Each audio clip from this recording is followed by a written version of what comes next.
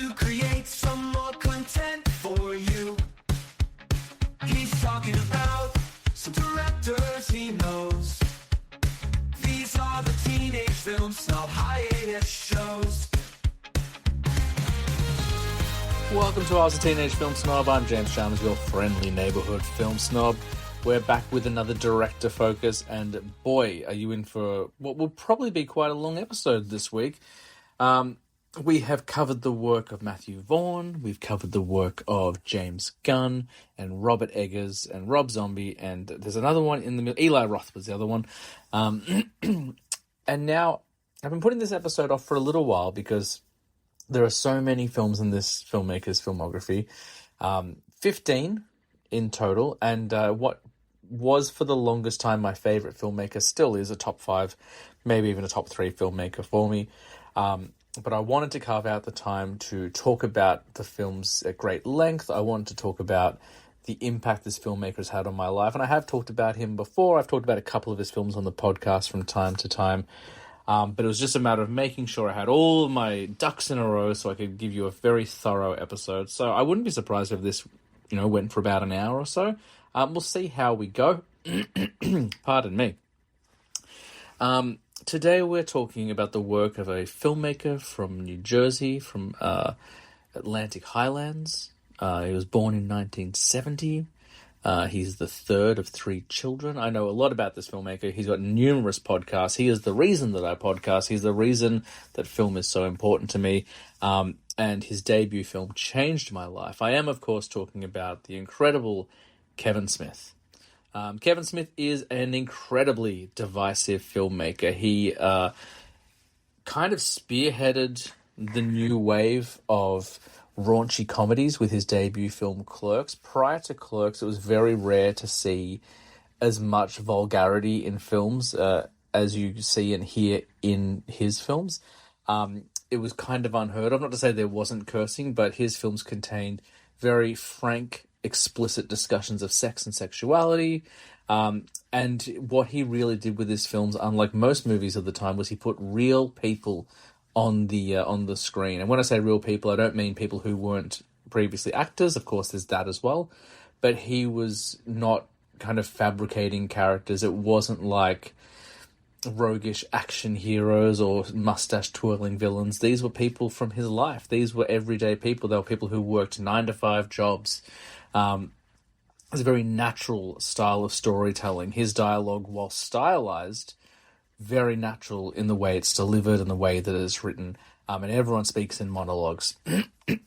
I first discovered the work of Kevin Smith at the age of 16, 17. I was in my second last year of high school, and a friend of mine named Amy handed me a DVD one day, and she said, I know you, I know what you like, I get your sense of humour, you're going to love this movie. And it was the DVD for the film Clerks. And I've talked about this before, so I won't go into that again, but Clerks changed my life. It changed everything about me in terms of what I loved in film, but changed a lot of my personality as well. I talked about, about a year ago now, how that impacted my own personal development, my sense of humour and things like that. When I first discovered Kevin Smith, he had only had maybe 6 films to his name. Clerks 2 had just come out, so I think, if I remember correctly, that was his 6th, maybe 7th film. He has doubled his filmography since then. He very active filmmaker, unlike a lot of filmmakers that we've spoken about previously who kind of pump out a film every 3-4 years. There was a time where every other year Kevin Smith had a movie out. He has been on the scene since 1993. It's now 2025. So he's been in the industry for 32 years. And as I said, very divisive. Some people really love his films. Other people can't stand his films. I've always obviously been in favour. I wouldn't be talking about him and his movies today if I didn't feel the way I do. He very nearly exited the industry back in 2008. 2008?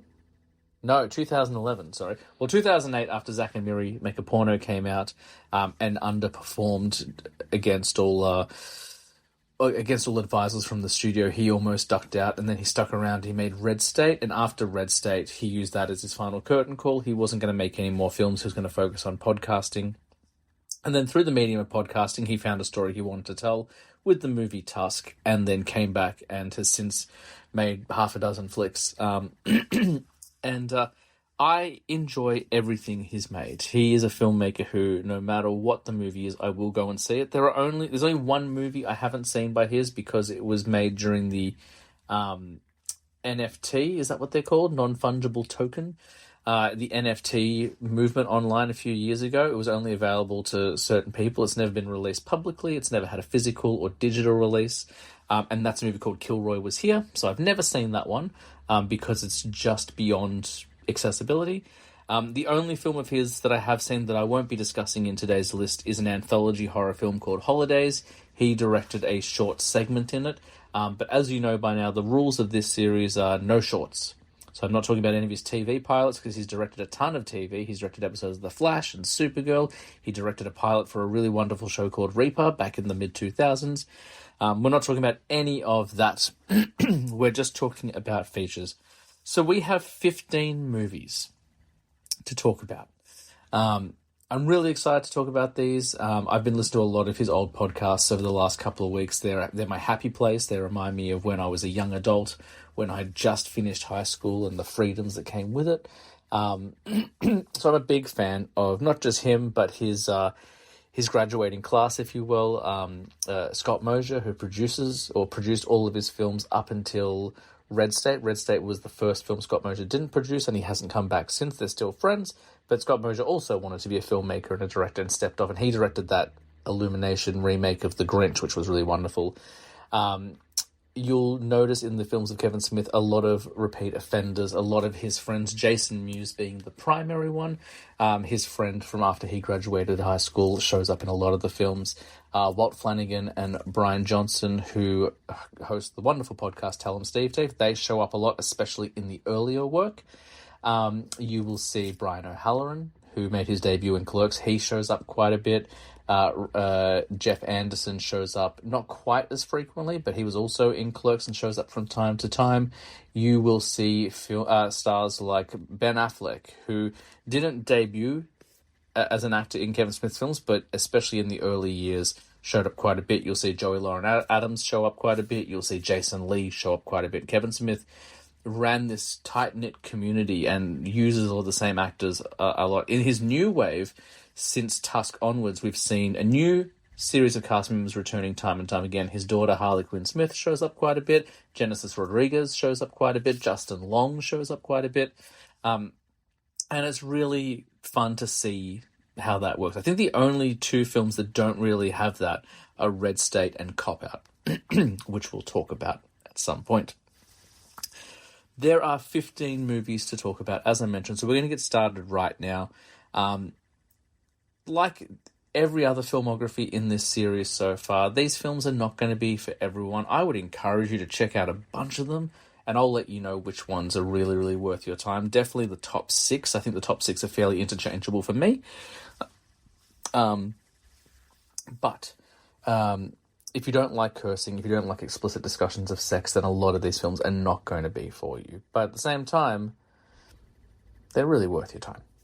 So coming in at number 15, this is the one that I could not rank any higher. I do like this film. Looking at the IMDb ratings, it seems like the general public and I do agree on this one. In 15th place, which feels so weird because I don't think I've gone past more than 10 films in this series so far, but this one is 15. In 15th place, I'm going with Yoga Hosers. Yoga Hosers is a spin-off film. It's spun out of the Tusk movie that he made in 2014. Yoga Hosers centers around two characters who showed up in Tusk, the Colleens, played by Lily Rose Depp and Harley Quinn Smith. They operate a Canadian convenience store called A to Z, and then one night, and I can't remember what caused it now, but one night something unfortunate happens, and we see a rise of Nazi bratwurst attack their small town. It's as ridiculous as it sounds. I really enjoy it. I think it's very silly. I think it's the kind of film you cannot take seriously. If you try to take it seriously, you've missed your step. And basically it's about these two sarcastic, yoga-loving girls fighting Nazis, except the Nazis are 3 inches high and they're made of bratwurst. It's as dumb as it sounds, but it's also really fun. Justin Long shows up in this one. Genesis Rodriguez shows up. Tony Hale from Arrested Development. Natasha Lyonne. Great cast. Really good cast. Johnny Depp returns. He's in Tusk and in this one as Detective Guy Lapointe. And he helps investigate the Nazi bratwurst. Ralph Garman from the Hollywood Babylon podcast shows up as the villain. And it's just a dumb monster flick with no real stakes. It's very silly. People seem to hate it. I don't hate it. I think it's really underappreciated. I think it's a really fun movie, but I get it. It's a bit of a callback to the old 80s kind of girl gang movies like Babysitter's Club or Adventures in Babysitting by way of monster fighting, but as I said, the monsters are made of sausage. Kevin Smith also stars as all the Nazi bratwurst, and for that role he had to shave his iconic beard, which at the time blew people's minds because they'd never seen him without facial hair before. But yeah, it's a grand old film. It's not going to be for everyone. A lot of people are going to find it very silly, and it is, but it doesn't mean it's not fun. And the reason it's lowest on the list is I just enjoy his other films more. This was also, I should say, the first list I've done where I think I have watched every single one of these films multiple times. Every other director we looked at so far, I think there are a couple of movies that haven't quite got through more than one viewing, but all of these ones I've definitely watched multiple times. So, Yoga Hosers in 15th place. In 14th place is the first Askewniverse film post Tusk and Yoga Hosers, post his horror era. He spent some time doing horror films or some weirder, unusual films, and then he returned to the Askewniverse after 10 years with Jay and Silent Bob Reboot. Jay and Silent Bob Reboot is exactly what it sounds like. It's beat for beat almost exactly the same film as Jay and Silent Bob Strike Back, but it's 10 years later. Jay and Silent Bob are still in New Jersey. They now own a weed business next door to Quick Stop, which is where Dante and Randall work. And then they find out, just like how in the original movie, Hollywood was trying to make a movie and use their likeness without paying, they're now rebooting that movie and they haven't been contacted about the likenesses. So it's beat for beat exactly the same. On their way back to Hollywood, they bump into a van of girls, just like in the original, except this time instead of the girls being played by Eliza Dushku and Shannon Elizabeth and Jennifer Schwalbach, it's younger girls and they're activists and they're kind of left wing and looking to take down child predators, and you don't have to be left wing to take down child predators, but they are kind of portrayed as left wing. And one of the girls is played by his daughter Harley Quinn, who we find out, spoiler alert for a 8-year-old movie, that she's actually Jay's long lost daughter. They go across country. They have to travel at one point with Fred Armisen, who's really wonderful in the movie. It's filled with tons of cameos. The highlight of this movie for me is that there's a reunion between Jay and Silent Bob and Holden McNeil from Chasing Amy and Alyssa from Chasing Amy. And Ben Affleck has this wonderful monologue about what it means to be a father. And it's really touching. In a film that's very silly and a film that is not so high on my ranking, that moment shines as it's very reminiscent of the dialogue that Kevin Smith wrote in his earlier films. It's very touching, very sweet, and works really, really well. We also get to see tons of commentary on comic book films because the Jay and Silent Bob reboot they're making within the film has Tommy Chong in it and has Melissa Benoist from Supergirl. And to stop a bunch of terrorists taking over the convention, Silent Bob has to go into an Iron Bob costume, which is very much like Iron Man. It's dopey, it's silly, but it's a lot of fun. There's also a great moment in the post-credit sequence which addresses something that happened in Clerks 30 years prior, which I really enjoyed. It's the kind of thing I never needed an explanation for. I never needed an answer to it. I could have gone to my grave with that mystery, but just throwing it in there really added an extra layer for me. I should point out as well, with the Kevin Smith films, if you're not familiar, back before we had the MCU and the DCU and all these different cinematic universes, most films didn't interconnect, but the films of Kevin Smith, particularly his first 5, were very interconnected. They referenced the events of other films. They referenced characters. They had a lot of crossover. Characters from one movie would show up in another movie. And so we're kind of throwing back to that in Jay and Silent Bob Reboot, which is a really fun movie. Coming in at number 13 is the only film on this list that Kevin Smith didn't write. He's an auteur. He writes, directs, and edits all of his films. But the one film he didn't write, back in 2009, he got a lot of job offers following Zack and Miri. Even though the film underperformed, a lot of people realized what he could do with a more mainstream idea. And he was tapped by Warner Brothers to direct a movie called A Couple of Dicks. This is what the film was called. So it's called A Couple of Dicks. It was a cop movie. It was originally meant to have Mark Wahlberg and Will Ferrell.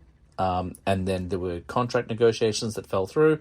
So Mark Wahlberg and Will Ferrell went across the road to another studio and they made The Other Guys. During that time, they went to Kevin Smith and said, look, this is the script. We know you like it. Who would you recommend replacing those guys?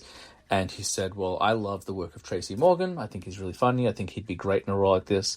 And who doesn't love Bruce Willis? I've been a diehard fan forever. I'd love to bring him on board if we can. And what resulted was a movie called Cop Out. Now, Cop Out was rife with all sorts of trouble in production. Whilst it's somewhat unconfirmed, if you've been following the news and what's going on with Bruce Willis, he's had a decline in his health over the last few years. I believe Alzheimer's or dementia is the root of the problem. And if you go back to the stories around Cop Out at the time, there were all these reports that, Bruce Willis was unmanageable and really hard to work with. And now in retrospect, a lot of people are connecting the dots that maybe this was the first sign of his declining health. And either he was aware of it and didn't feel comfortable talking about it publicly, or he wasn't aware of it and it was impacting his mood and things like that. So if you go back to podcasts and interviews around the time of the film, Kevin Smith was not particularly happy with the way the film went in terms of the production side of things, because Bruce Willis was quite difficult to work with. But the end result is a lot of fun, and I do believe he's very proud of the film, and I do believe he has done his best to make amends with Bruce Willis and at the very least try and put that behind them. Cop Out's really fun. It's a pretty straightforward cop movie. Bruce Willis plays Jimmy. He wants to sell a baseball card to pay for his daughter's wedding, and he gets stolen by a thief played by Ernie O'Donnell, who is one of Kevin Smith's childhood friends. And they have to track down the killer, the burglar, to get it back so he can pay for the wedding. And insanity ensues. Sean William Scott shows up as a criminal. And it's been a minute since I've watched this one, so if I sound like I don't know what I'm talking about, that's fair. But it's kind of like, Bruce Willis doing more of a Lethal Weapon than a Die Hard. It's a little bit more like Lethal Weapon because, yes, it's an action film. Yes, there's gunplay and car chases and stuff like that, but there's also tons of jokes. And it's a little bit more lighthearted than something like Die Hard, which is a badass action film, but it isn't particularly funny. Whereas this one leans into the humor a lot more. And Tracy Morgan was improvising the whole time, and you can tell there's some really good jokes in it. I think Cop Out's incredibly underrated. I believe it remains Kevin Smith's highest grossing film of all time. I think it left cinemas with about $90 million under its belt, which for Kevin Smith is pretty good. His films tend to make a little bit less simply because he's got a more niche audience. But yeah, Cop Out's a really fun flick. And I think it reviewed pretty well as well. I think it did okay. So if you haven't seen Cop Out, I would say if you're not a Kevin Smith fan, if you're not familiar with his work, but you like action films, Cop Out might be an entry-level film for a lot of people. It's not his script, but tonally it does feel very similar to some of the work he's done. But it's not so blue that you can't enjoy it. It's not a bad gateway if you're interested in playing around with his universe and stuff like that. But it is the most different because it's not his script. We've been going for 20 minutes and we're 3 films in. I warned you this was going to be a long one. Coming in at 12th place is one of Kevin Smith's most recent films. It came out a couple of years ago during the pandemic. It is the only part 3 he has done to any of his films, and it is Clerks 3. I was really excited for Clerks 3 because I love Clerks 2. Clerks is the film that changed my life. It's the film that everyone said, never make a sequel to it. You don't want to ruin a classic. And he made Clerks 2. He took the gamble, and it paid off incredibly well. And he's like, well, I'm never going to touch Clerks again. And then, over the following decade, he would, every now and then bring up the possibility of a Clerks 3. At one point, it was going to be a musical. At one point, it was going to be a stage play. At one point, there was a very different script. I've never read that script. Apparently, it is available, but it was a very different script. And then he landed on the version which we've seen now because it's a follow-up and a commentary on what happened to him in real life. Kevin Smith suffered a heart attack at age 50. And so he wanted to tell a story that was a commentary on what was going on in his life at the time, because each of the Clerks films is very autobiographical. Clerks is very representative of what his life was like before he became a filmmaker. Clerks 2 was a commentary on what he was going through in his 30s, and then Clerks 3 is reflective of what happened to him in his late 40s and 50s. Clerks 3 is a tough watch because it's born of tragedy. Not only is it the real-life tragedy in Kevin Smith's life or the health issues he encountered, but Clerks 2 ends on such a high. Everything is so positive. In order to progress the story forward, he had to start the film in a place of despair, I guess. And so, spoiler alert for Clerks 3, the film opens and we find out that Becky, Dante's wife, and unborn child died in between movie 2 and movie 3. So Dante is very much a shell of a man. He's very empty. He doesn't have much to live for. He's very depressed. And at the start of the film, whilst he's navigating this, Randall has a heart attack. And after he survives the heart attack, Randall realizes he's done nothing with his life. All he's done is worked in convenience stores and talked about movies with his best friend for 30 years. As I sit here talking about movies as much as I do. And he wants to do something with his life, so he decides he wants to make a film. And then it becomes very meta, and basically Clerks 3 is based on the real-life events of Kevin Smith making the original Clerks in a convenience store. It's very meta, it's very kind of self-aware and stuff like that. The jokes don't probably land as well as the first 2 films. It feels like a very safe movie for Kevin Smith, especially for a Clerks movie. I feel like unlike the first 2 Clerks films, this is very sanitized, it's very clean, and I don't know whether that's because he wanted to tell a much different story. I don't know whether it's because when he made Clerks, you could pretty much say whatever you wanted in film, and even in Clerks 2, you could kind of say whatever you wanted, but now, obviously, as the industry changes, as standards and expectations and the way we present ourselves and engage with other have changed, maybe he felt like he couldn't go as blue or as edgy as he had in previous films. And I do think that's the film's biggest failing. It's a really good film. It has a crushing ending. This film haunted me for days. It's really heartbreaking. I actually sent a message to Brian O'Halloran, who played Dante, a couple of days after watching Clerks, just explained to him. I said, I know you'll probably never see this, but I just need to say it, so I put it out into the universe. I'm heartbroken with what's happened in this film. I've lived with this movie, these characters for 20 years, and for what's happened to have happened, I'm somewhat bereft, but I want to thank you for everything you've done. And he did respond. He was very kind, and he thanked me for my kind words and let me know that it wasn't the easiest decision to make, but he wanted to, kind of play that role and give Dante the farewell he deserves. So Clerks 3, yeah. So whilst it's not the funniest of the trilogy, and the jokes don't work as well for me as the previous 2, I think the emotional core of this film works really well. And returning characters are used well. I like the return of Veronica. I like the return of some of the ancillary characters from the earlier films. So there's a lot of fun to be had there. So Clerks 3 is in 12th place. As I'm reading this out, I might, in the future bump Clerks 3 down a little bit lower. Not because I don't like it, but I do think maybe Cop Out and Jay and Silent Bob Reboot do hold up a little bit better. But Clerks 3 is probably the one I've seen the least. I've only seen Clerks 3 twice. Everything else on this list I've seen 3, 4, 5 times or more. And some of them far more. Heading into film 11. The first third of the filmography is done. Is 2008's Zack and Miri Make a Porno.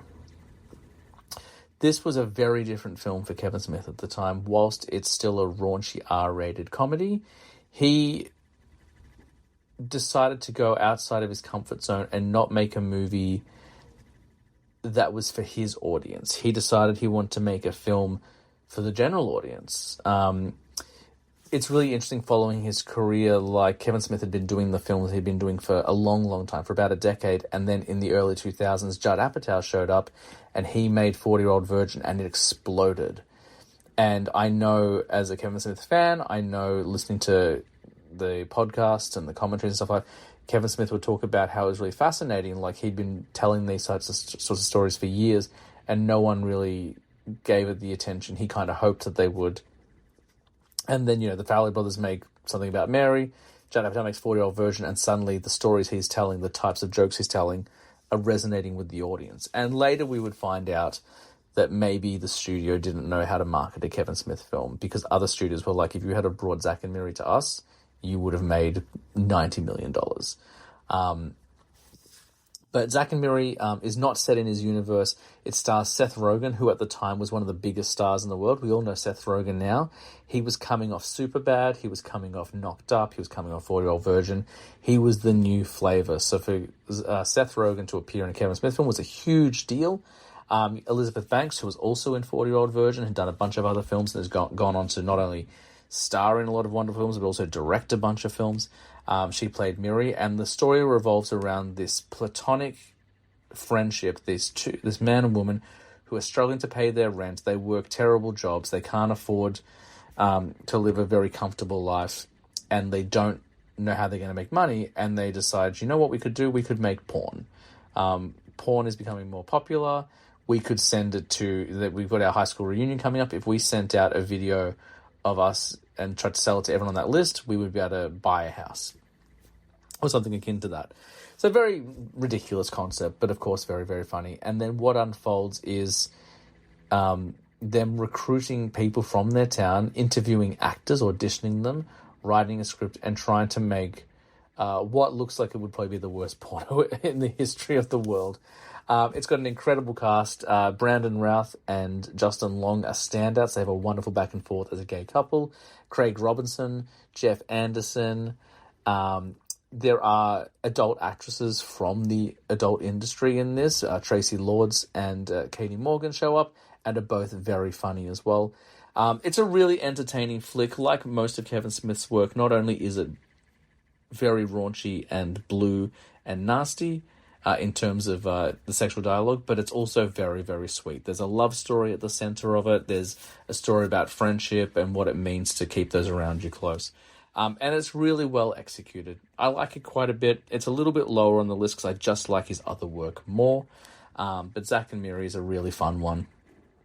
And definitely one of the more extreme films he's made in terms of the discussion and representation of sexuality. This one's not going to be for everyone. Definitely not. It goes into a lot of places. There's quite a bit of nudity and a lot of vulgar language, but it is very, very funny and very sweet as well. And now we're getting into my top 10 films of Kevin Smith's filmography.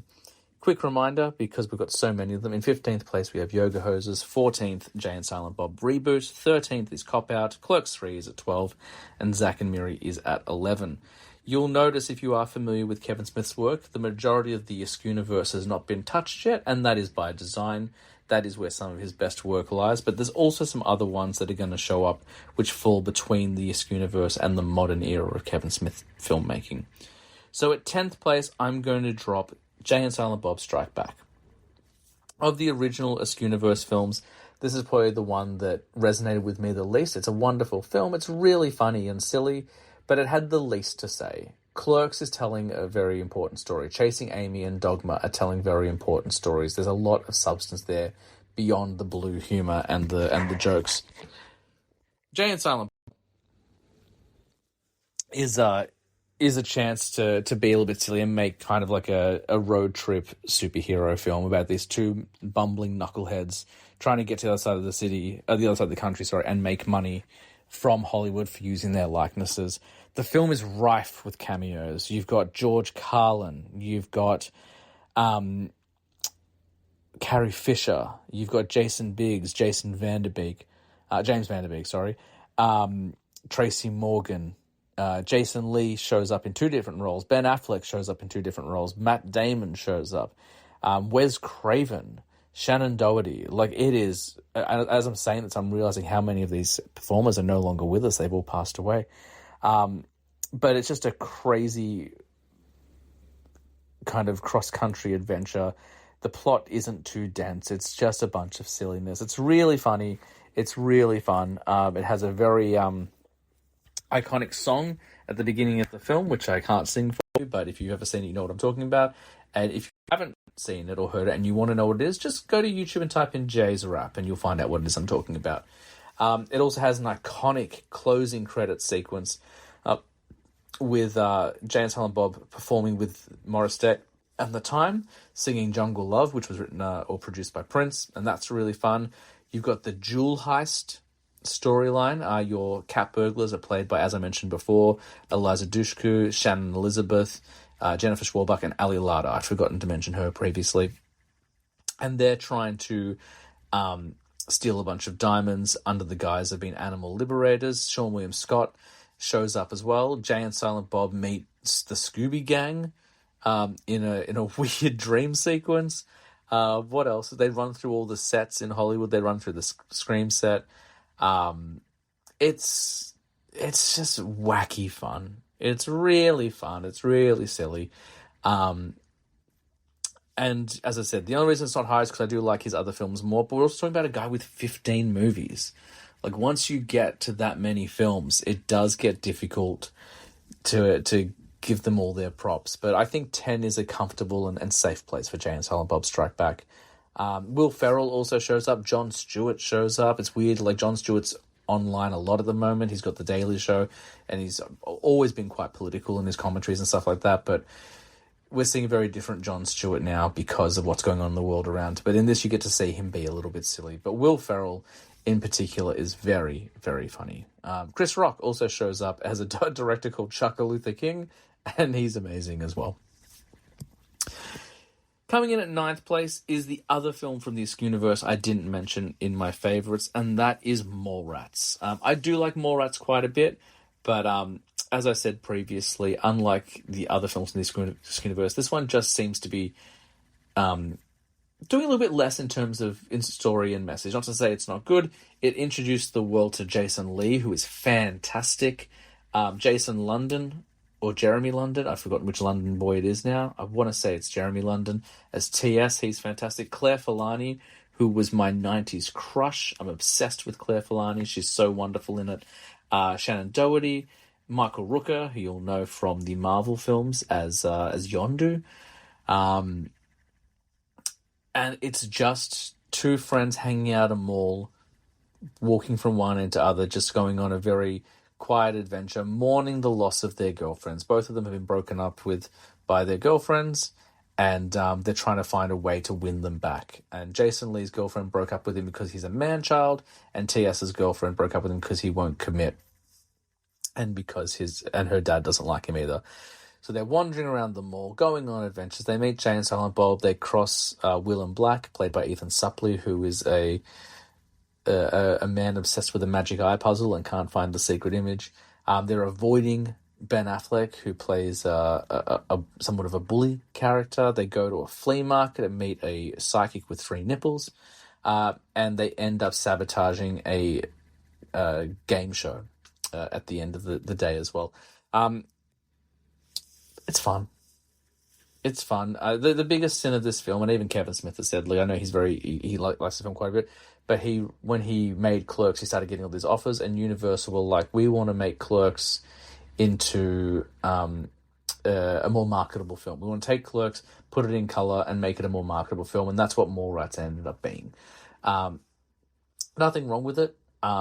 and it's really fun. And the extended cut, the original cut, is very interesting as well. I just don't hold it as highly as Clerks and stuff, but I really do like Mallrats. And Mallrats seems to be the gateway film for most people. Most people who watch Kevin Smith films, at least back in the 2000s and 90s, they discovered Mallrats first, and then they went back and found other movies. Coming in at 8, I guess this is officially the halfway mark. We've talked about 7 films. There are 7 more to go. This is my midway point, and I'm going to talk about Kevin Smith's most recent film. I just reviewed it not too long ago on Instagram and TikTok. This film came out last year. I've watched it 3 times this year. I really like this movie. Kevin Smith's latest film is called The 4:30 Movie, and it's a very biographical film. It tells the story of Brian David, who all he wants to do is go around, watch movies, talk about movies, and hopefully bring a girl to the movies. And there's so many references to Kevin Smith's real life. If you've ever listened to the podcasts, he used to cycle around town with a tape recorder, recording his thoughts, and that shows up in this as well. Austin Zaja, Kevin Smith's soon-to-be son-in-law, plays the lead role. I can't remember the name of the boys who play the best friends, but they're fantastic. They're based what seems to be on Walt Flanagan to a certain extent, and Ernie O'Donnell, but I'm sure there's a bit of Brian Johnson and Michael Bellicose in there as well. These are all his childhood friends. He's talked about them in interviews and podcasts and stuff, and they've been on the shows and all that sort of thing. And so they go to the movies. They're waiting for the girl to show up, played by Sienna Agudong, whose sister was just in Lilo and Stitch. But Sienna Agudong's wonderful. She is the beating heart of this film. She's only in it for maybe 10 minutes, maybe a little bit more, but every scene she's in, she steals. She's very charming, very sweet. Ken Jeong plays the theater owner. Genesis Rodriguez plays the ticket girl. And there's not too much plot in this one. They sit at the film, they watch a bunch of trailers. We see images from the film it is they're watching. They sneak in and out of the theater, and they're just basically killing time until this girl gets to the cinema. They get kicked out, they get banned. And maybe the greatest scene in the film is when Brian David is out the back of the cinema. He's been banned for life. He's having a real down moment. And then Genesis Rodriguez appears up to have a cigarette, and she's the ticket ripper. And she has this wonderful speech, which is based on a real speech that Kevin Smith's sister gave him when he was a young man. And she said, instead of saying you want to be a filmmaker, just be a filmmaker. Every action you take, every decision you make moving forward is you in the mindset of a filmmaker. If you do that, you'll eventually be a filmmaker. Something akin to that. And she delivers it so beautifully and in such an inspiring way. It's just really fun. It's very inspiring. It's a celebration of the love of film. And for that reason, I really, really like it. As I said, I've watched this one 3 times. It's scored by Bear McCreary, who's done music for Walking Dead and a ton of other stuff, and it's this really kind of synthy 80s groove, and it's really fun as well. So the 4:30 Movie is a lot of fun and really connected with me. It was when I finally saw it. I didn't get to see it in theaters. I ordered the Blu-ray, and as I said, I've watched it 3 times, and the minute I finished watching it, I felt reinvigorated. This new passion for film, talking about film, celebrating film. Like if you're a film fan, you love movies, like the 4:30 Movie will tap into that core of you, and it's really wonderful. In 7th place, and this might be the one, if you're familiar with Kevin Smith's work, this might be the one that surprises people the most, because it's probably his most critically acclaimed film. I'm putting it in 7th place based on sheer rewatchability. It's not the most comfortable film to watch. It's quite heartbreaking. There are some really difficult conversations in there. The performances are excellent, but it's not the most fun watch. It's the least comedic, I think, of all of his films, with the exception of maybe Red State. And it's just, emotionally, it's just a lot. So in 7th place, I'm putting Chasing Amy. Chasing Amy was Kevin Smith's 3rd film. It was his 2nd film with Miramax. He stepped away to do Mallrats with Universal and then came back and had an overall deal with Miramax. And Chasing Amy, the production was wrought with problems. He wanted $3 million to make the film. That's how much they budgeted for. And the producers at the time were like, sure, if you use David Schwimmer and Jon Stewart, then yeah, you can, and Drew Barrymore, sure, we'll give you $3 million.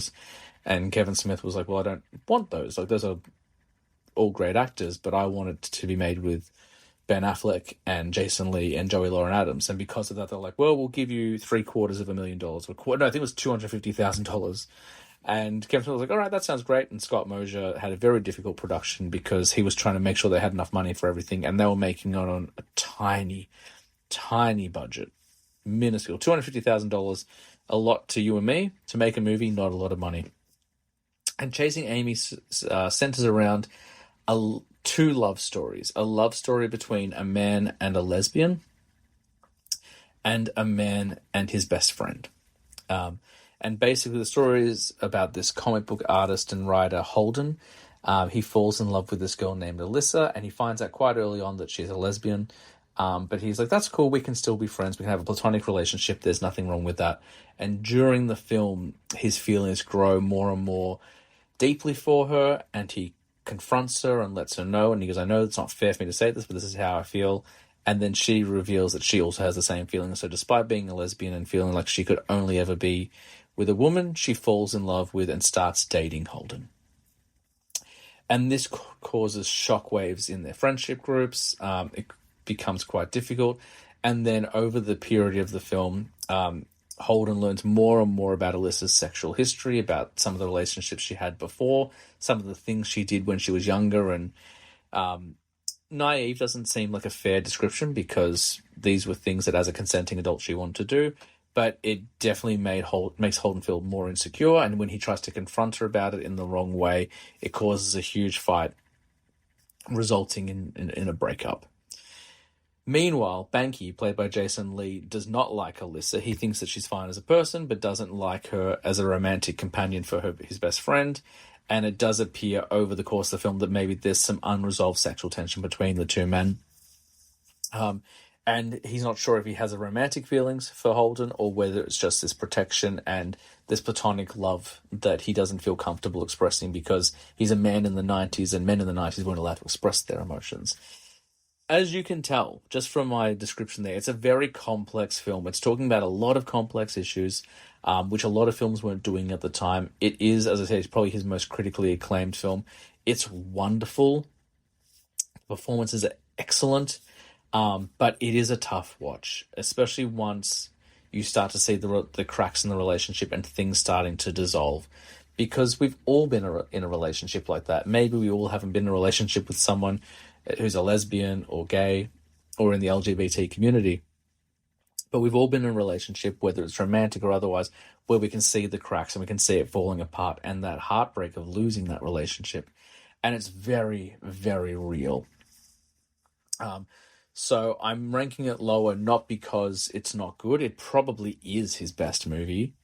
But for me, for an enjoyment factor, for a rewatchability, I'm putting it a little bit lower. The performances are magnificent.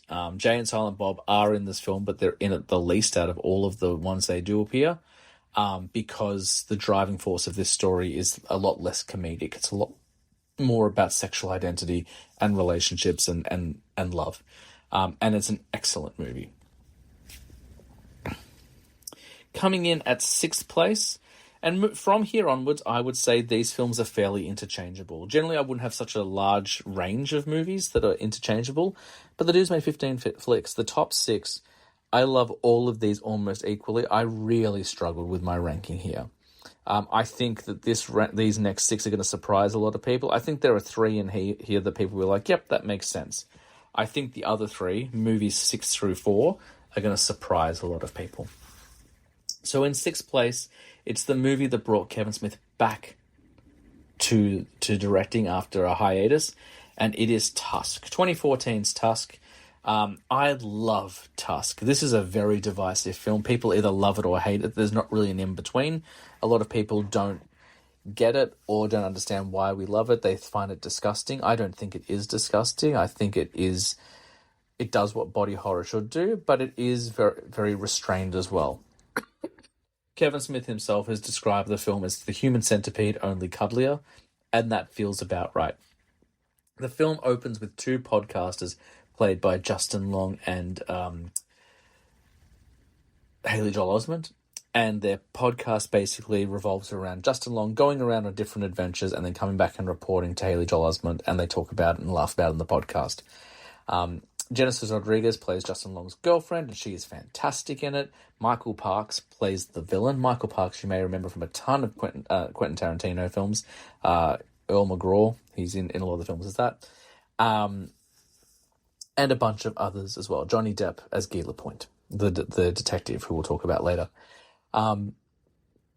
Justin Long travels to Canada with the expectation of interviewing a kid who accidentally cut off his own leg with a samurai sword. And when he arrives to the boy's house, he realizes there's a funeral and the boy has committed suicide. It's a very dark beginning to this film. Frustrated and disappointed that he might not be able to come back home with an adventure or a tale to tell, he goes to a local bar and he comes across an advertisement where an old man describes himself as an ex-adventurer, an ex-traveler with stories to tell, and he would like someone to be his companion so he can talk to them. So intrigued, Justin Long travels out to this house in the woods, and you can tell by the design of the house and the driveway that it's probably not a safe place. And there he's greeted by Michael Parks, this wizened old man with stories to tell, and he has a fixation on walruses because when he was younger, a walrus saved his life.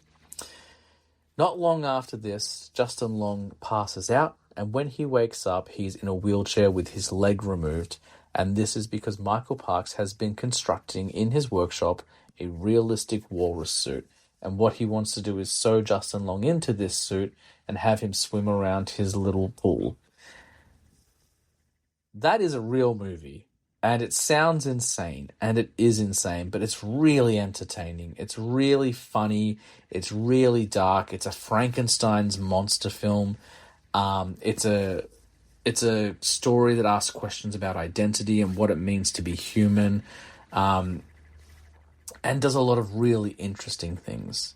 Tusk is incredible. And even though it does have some gore, and even though it is a body horror film, compared to most body horror films, it is quite tame, but does a really good job telling a unique story. I love Tusk. I know a lot of people don't. If you haven't seen it, give it a go.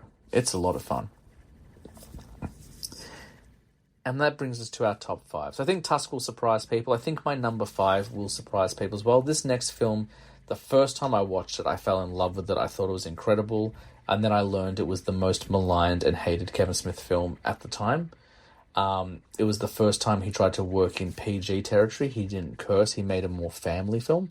And he made it because he'd just become a father and he wanted to tell a story of fatherhood. I watched it a few years ago after I'd become a father, and the film had a new level of poignancy for me, and I loved it even more. And I'm talking about Jersey Girl. Jersey Girl is a fantastic film. It's really underrated. It's really unappreciated. It had the misfortune of being released during the Benefit era, the first Benefit era back in the 2000s when Ben Affleck and Jennifer Lopez started dating, and they were all over the place and people wanted to take them down a peg. So they did critique the film quite harshly. But basically the story is of Ben Affleck. He falls in love with this woman played by Jennifer Lopez, and she dies in childbirth. And so suddenly he's a single dad. He's got this high-powered job working in media, and he's meant to be promoting a new artist, and he has a meltdown, and he loses his job, and he has to go back to New Jersey. He was working in New York. He had it all. He has to move back to New Jersey and work a more flexible job so he can raise his daughter. Ben Affleck's father is played by George Carlin, who is incredible in the film. Very, very sweet. And the story basically follows these misadventures of this father and daughter navigating the world, navigating this new version of life. She never met her mum. Ben Affleck feels like at a certain point he wants to start dating again. They go to a video store and they meet Liv Tyler there, and he starts to develop feelings for her and pursues a romantic relationship with her, all while trying to be the best father he can.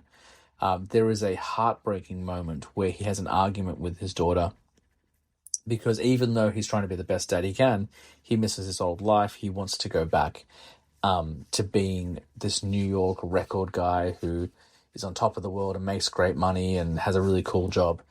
But his daughter doesn't care about that. She just wants him to be his dad. And they have this heartbreaking argument. And they say some nasty words to each other. And Ben Affleck gives an incredible performance. I think it's maybe his most underrated performance as an actor. He gives this incredible performance, and when he yells at his daughter, like, you can't help but get emotional because he's been holding on to this anger and sadness for 10 years or however old she's meant to be, and he has no one to vent it to, and he takes it out on his daughter, and it's crushing. But then ultimately, of course, Ben Affleck makes the right decision.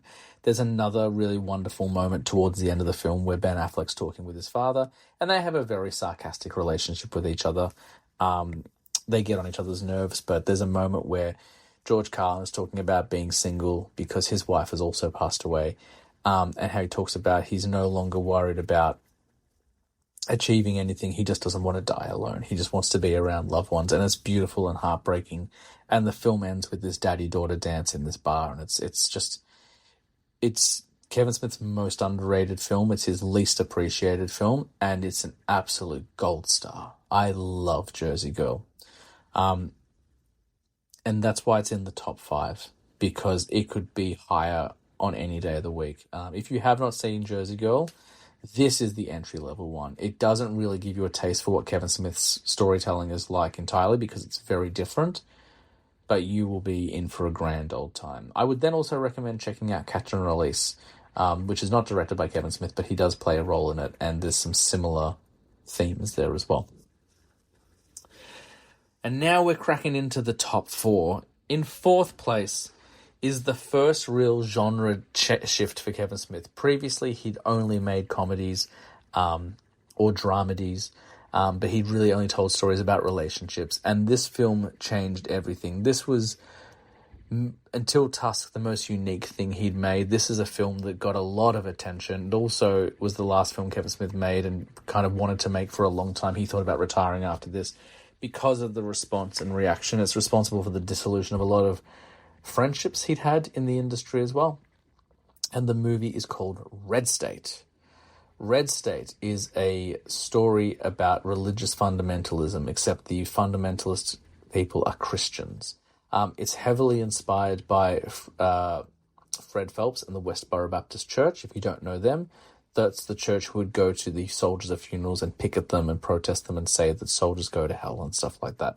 Horrible stuff. There's a really good documentary directed by Malcolm Ingram called Small Town Gay Bar, and he interviewed Fred Phelps for that. I don't think Fred Phelps knew that he was gay at the time, and it's really fascinating. But this was a very nasty family, very mean-spirited, and heavily influenced this film. It surrounds the story of 3 boys played by Michael Angarano, Carl Gallner, and Nicholas Braun. They're 3 friends in high school, and they're desperate to get laid. They just want to meet a girl and lose their virginity. So they go on a Craigslist type website, and they find a woman in the backwoods of their town, and they meet up at a caravan. And the woman inside is played by Melissa Leo, who won an Academy Award for being in The Fighter. And instead of getting what they hoped for, they end up getting drugged, and they wake up inside this church. And what's revealed is that all these people who have been dying in town, who have been getting protested by the church, have actually been abducted by the people from the church, and the church are killing them for being gay, for being sexually promiscuous, these sorts of things. It's a fascinating flick. Michael Parks plays Pastor Aben Cooper, who's in an incredible performance. Carrie Bechet plays one of the eldest children, and she's excellent in it. John Goodman shows up, as one of the military people, one of the cops, and gives an incredible performance. It's a wonderful movie. Really, really well made. Will challenge you on a lot of things. Will get you thinking about the lines between church and state and what it means to be good. It's an excellent film. The most surprising film I think Kevin Smith ever made. I remember him talking about it for ages. It was meant to be a horror film. I wouldn't say it technically falls under horror, it's more of a thriller. But I remember when I showed it to my wife, and my wife is not the biggest Kevin Smith fan. She likes some of the stuff, but doesn't like his films the way I do, and that's totally fine. I remember when I showed her that, she was furious at the end of the film, and the next day she was still angry. because of the decisions made by the characters, because of the hate that these characters kind of spewed and stuff like that. And she ultimately decided that it was probably her favorite of Kevin Smith's because it evoked such a visceral reaction from her. So Red State is excellent. Really, really good flick. And just shot brilliantly. It's probably his best looking movie as well. It's stunning. They used the red cameras to film the flick, and it looks beautiful. It's a wonderful movie and definitely a great conversation piece.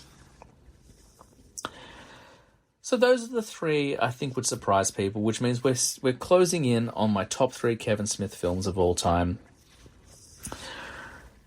Boy, there's been a lot to talk about. In third place, this might surprise people simply because of the reverence I've shown for this film before. Upon rewatching my most recent viewings of some of these films, the order has changed around. In third place, I'm putting Clerks. Clerks is the film that started it all. It's an incredible piece.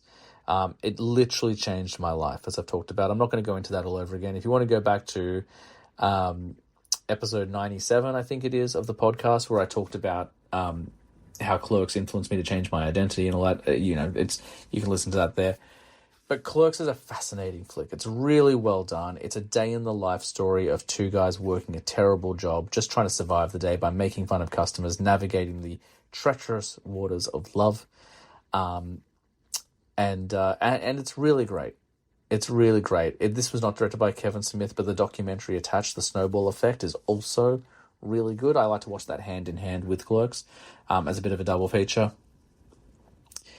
It will never not be relevant, Clerks. There will always be someone who works in a job they don't like. There'll always be someone who has a bad boss or an annoying friend or annoying customers. So it's timeless. It's always relevant. Every time I watch it, I never feel like it's antiquated. Some of the jokes, don't hold up as well as they did because it was a very different time. But Clerks is incredible. It's in my top 5 favorite films of all time for a reason. And despite the blue language, I think if anyone were to watch it, if they could look past the language, I think most people would agree it's a pretty important flick and a pretty fascinating debut from a new filmmaker. In second place, and this is timely because this film is about to hit cinemas for the first time in decades. Kevin Smith has just got the rights back to it, which means we're going to get a physical release finally. This film has not been available physically for decades. It only had a DVD release. It's never had a Blu-ray release. It's considered rare. I had 2 copies. I sent 1 copy on DVD to a friend. I think it's worth about $90. I have the American version in my collection, which is also worth a pretty penny. And this is Dogma. Dogma is a wonderful movie. It's the most dangerous film Kevin Smith made because it's the only film he made where he received death threats. There were protests from churches and the Catholic League and a bunch of people. They didn't want to see it made because Kevin Smith made a comedy about religion and people were offended. Even though they hadn't seen the film, they were offended. And this film follows a lot of different characters. You've got 2 angels, Bartleby and Loki, played by Ben Affleck and Matt Damon, who were excommunicated from heaven. They were kicked out by God because they asked questions and they kind of tried to defy God. Loki, who was the angel of vengeance, laid down his sword and mooned or flashed God and was like, I don't want to do this anymore. I don't want to kill people. So God kicked them out. So they're living in Wisconsin and they find out on the centennial of this church I want to say it's in Pennsylvania or Philadelphia. I could be wrong. It's been a minute since I've watched it. Due to the centennial, the priest who runs the church says anyone who comes through, all their sins will be immediately forgiven, and that's a loophole for these angels. They can get back to heaven because they'll get their sins forgiven. God has to forgive them. The only problem is that if God forgives them, he's proven fallible because he was wrong to originally kick them out, and that will unmake the world. Pretty big ideas, pretty crazy stuff.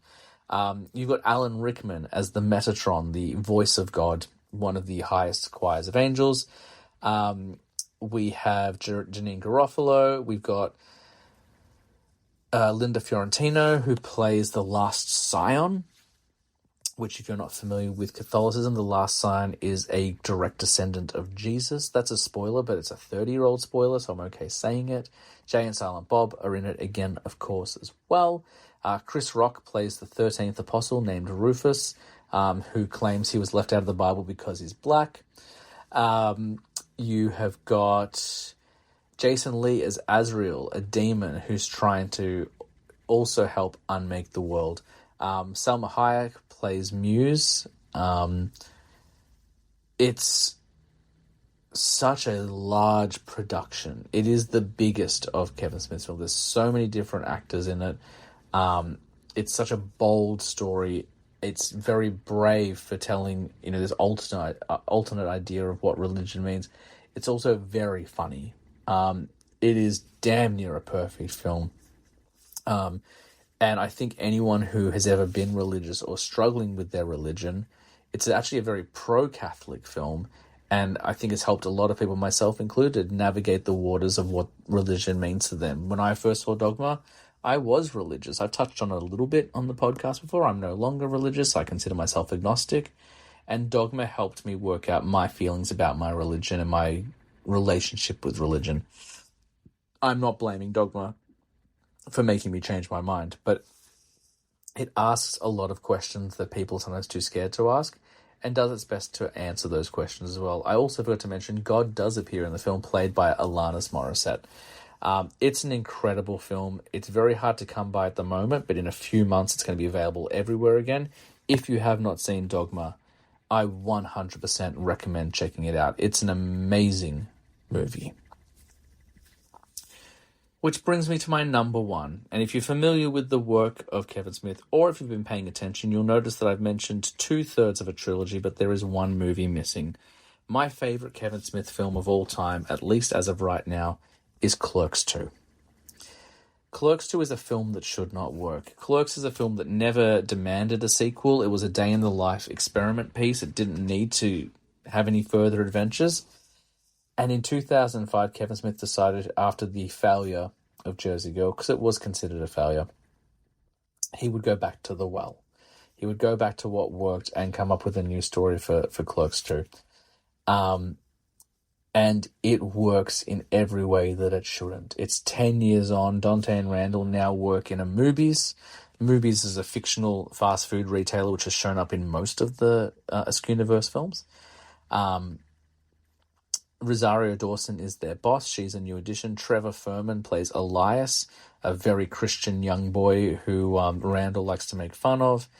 And basically, it's another day in the life story. Now that the Quick Stop has burnt down, they've gone to work in Moobies, and they're just living their day-to-day. But Dante's about to get married. He's engaged to Emma, and he's going to leave Jersey forever to live in Florida. And Randall doesn't feel great about his best friend leaving. It does everything that Clerks did, but elevates it. The reason why I put Clerks 2 higher than 1 and 3 is that Clerks is a very cynical film, and not in a bad way, but it has that 20-year-old cynicism. Clerks 3 is the end of everything and ends on a bit of a downer. So because of that, Clerks 2 is the shining light. It's the happiest of the film. It's the most joy-filled. It's the most fun. While still adhering to the doctrines laid in by the first film, it still tells a great story, a very observational commentary, and it's a load of fun. There's a conversation between Randall and a Lord of the Rings nerd that I cannot repeat the joke. By today's standard, it is not appropriate, but every single time I hear that back and forth, it cracks me up to no end. It's very, very funny.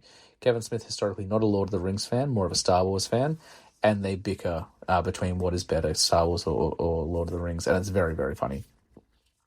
I love Clerks 2. I think it is his best film. I think it's definitely my favorite film. Certainly not for everyone. I remember when I worked in the video store, when it came out, my dad came into the new release section. He goes, "Oh, what's this? This looks good." And I said, "It's great. You will hate it." And my dad rented it, and I saw it on the TV when I came home from my mum's one week.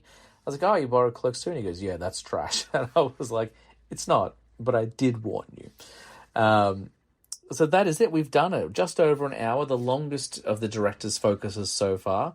But again, there were 15 movies to talk about, so of course we need to take our time. So before we get out of here, I would encourage you all to go and check out the work of Kevin Smith. I think Jersey Girl is a nice, safe entry if you want to get an idea for the emotional stories he can tell. If you want something a little bit more action-driven, I would recommend Cop Out. But if you just want to rip off the Band-Aid and get a taste for what it is he does and the filmmaker he is, start with Clerks and go in chronological order.